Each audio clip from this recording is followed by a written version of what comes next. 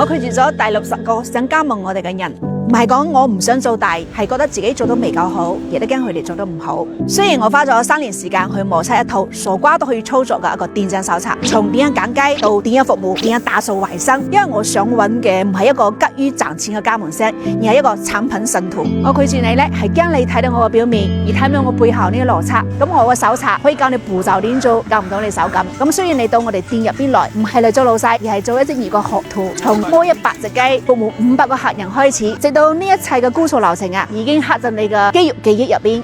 連鎖比拼嘅唔係邊個跑得快，而係邊個個系統更加強大，邊個隊伍咧更加鐵。咁我係想你帶住我個系統去成為你嗰個區域嘅王。所以呢，先唔好急於付費，咁先問一問自己可唔可以食到呢一份苦。加盟呢個詞呢，就而家充滿着快焦同埋割韭菜嘅味啦。咁我想將佢變得重一啲、慢一啲、辣手一啲。我想將佢變成嗰種合夥人嘅誓言。我拒絕嘅唔係你，我拒絕嘅係以前嗰個急於求成嘅舊模式。